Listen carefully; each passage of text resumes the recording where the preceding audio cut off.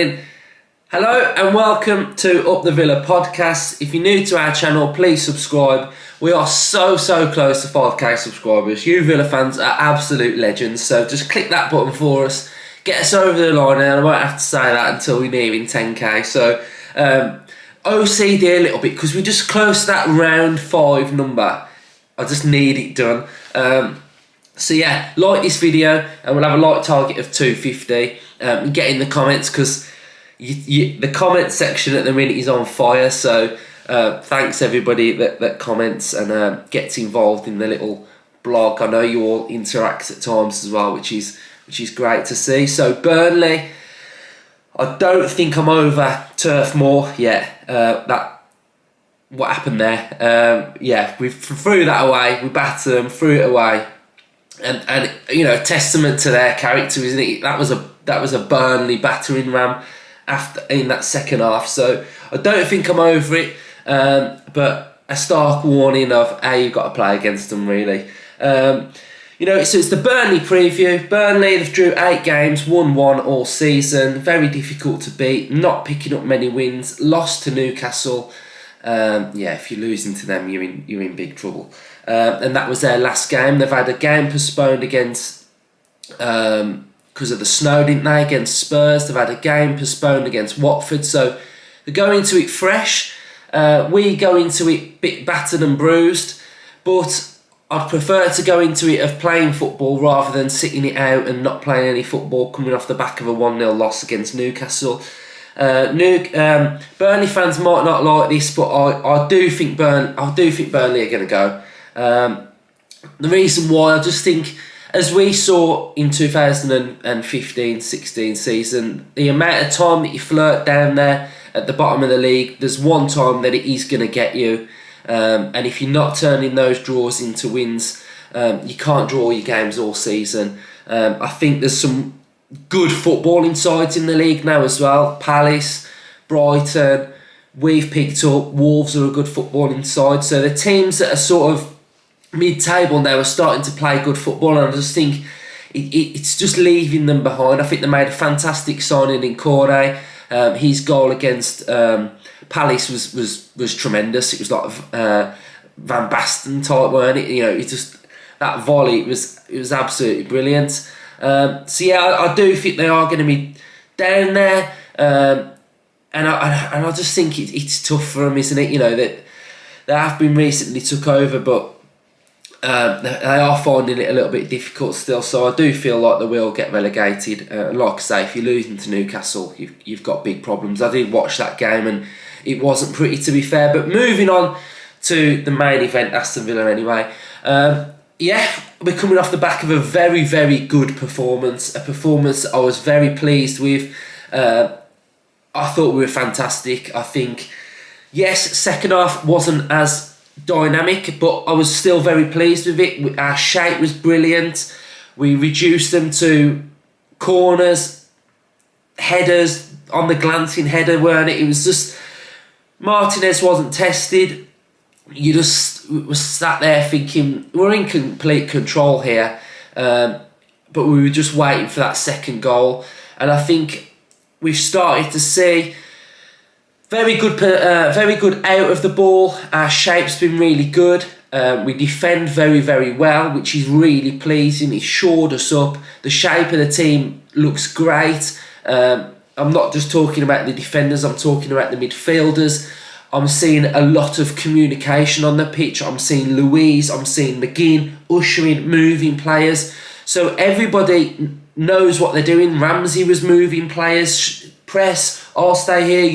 You know, it's all very positive, and it's all really good that everybody knows their role, and it's like they're being trained, drilled on that training pitch to know their roles in certain situations. When the ball moves to the left, we know what we've got to do. So it's really good, really refreshing, and we started to see football. We started to see one touch, triangles, movement, give and goes. We saw that for the goal Ramsey scored, little layoff from Watkins, and he's away, gone. That type of football is really good against the teams that are in the bottom half of the table, because they can't live with you. They can't live with the movement, basically. And I think we're being coached in a way that we're playing football in the right way, and it's going to get a lot of results. And it's going to get a lot of results against teams at the bottom half of the table, to be fair. Which moves me on to Burnley. I think, do they have an advantage of not playing football for a few weeks now? They had the game against Spurs called off, the game against Watford called off, so they're going into it pretty fresh, but on the back of a loss to Newcastle. We're coming into it a little bit battered and bruised. We've got a few injury concerns. We've got a couple of COVID, which to me wasn't too much of a worry, with the personnel that was out anyway. So yeah, I think the team selection is going to be interesting again. If Buendia and Young can come through that okay, I think we'll be in a really good position.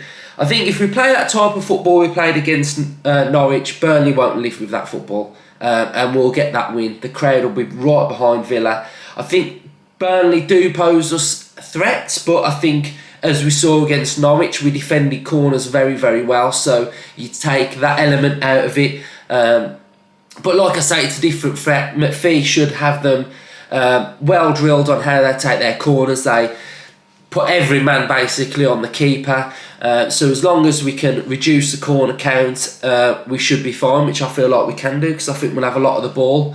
And I think it'll be a very positive performance from Villa. So I'm expecting another win. I think if we can win and build that momentum again, you look at the wins we've had so far, we've only lost to Liverpool and Man City. I'm not disrespecting Burnley by any stretch of the imagination. I do think they do a job and they pick up points, don't they? But I think I'm looking at it from a Villa fan's point of view. If I expect us to play the way I think we can, I only see Villa getting a result, to be honest. So let's go to the Villa fans on what their thoughts are. So we will go with SB.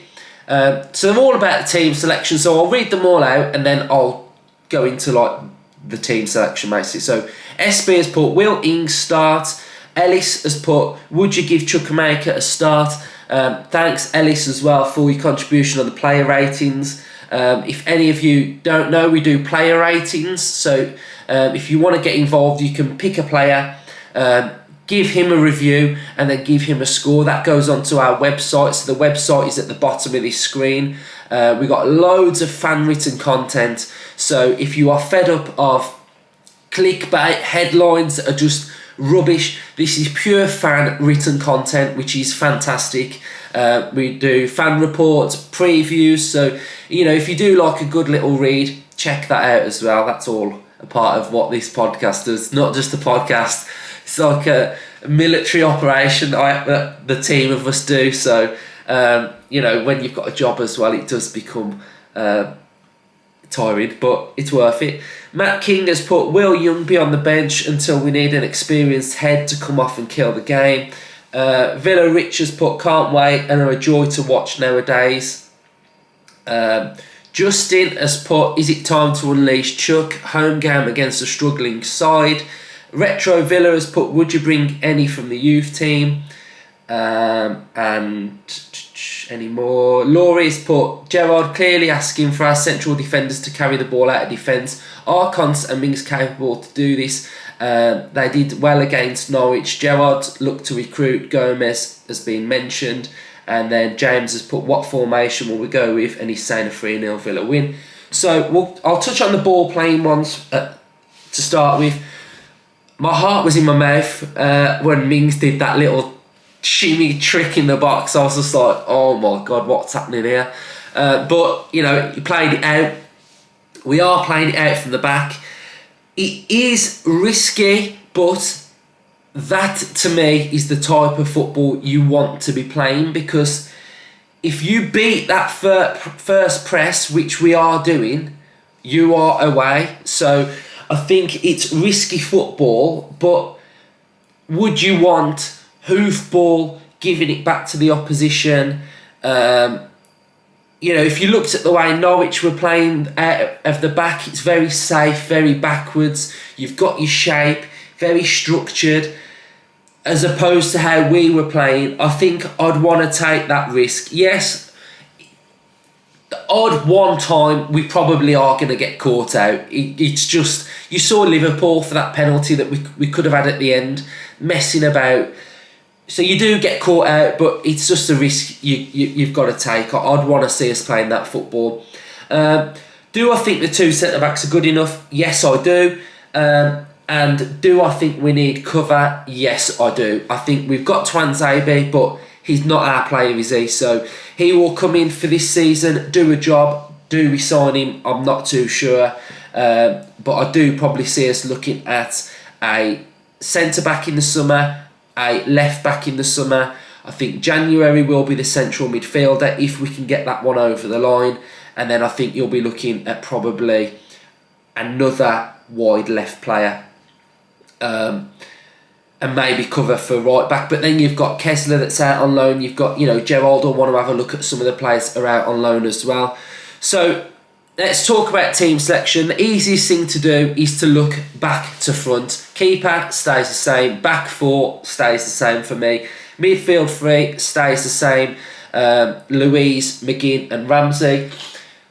The front three, so the issues we've got to start with before we even start thinking of it. Buendia went off with an ice pack. He's been nursing a foot injury, and Ashley Young apparently has got a slight knock as well. So those two positions are up for grabs if they are not fit. If they are both fit, I would go Buendia out wide again, Watkins through the middle, and I would put Chukwuemeka on the left with a little bit like the role Ramsey played against Leicester at home. That's what I would go. That's what I would go with.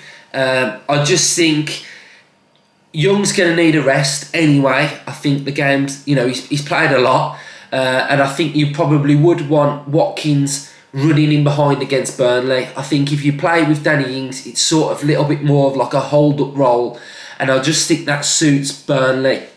And then he can obviously come on and change the game and bag a goal against Burnley, who he used to play for. Or does he just play because he used to play for him as well, and he's going to bag goals? So that's what I probably would go with if everybody was fit.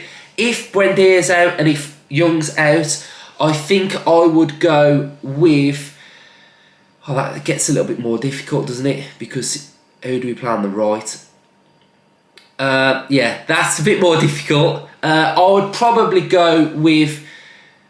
Could Chukwuemeka play on the right? You'd go Chukwuemeka on the right, Ings up front, and then I'd go Watkins on the left. That's if Buendia and Young are out. So that's a bit of a conundrum. I have to think on my feet then. I don't really know who else could play out on the right, to be honest. Could Trez come back in? Needs minutes, doesn't he? So that's a little bit of a difficult one. But yeah, thanks for watching these previews. They've come thick and fast. Let me know who you would go with on your team selection. Thanks for your support. The views have been absolutely massive. The channel keeps on growing, so subscribe to the channel if you don't already, and hopefully I'm back here talking about another win, which would just be our Christmas present, wouldn't it? So up the Villa and let's get another win.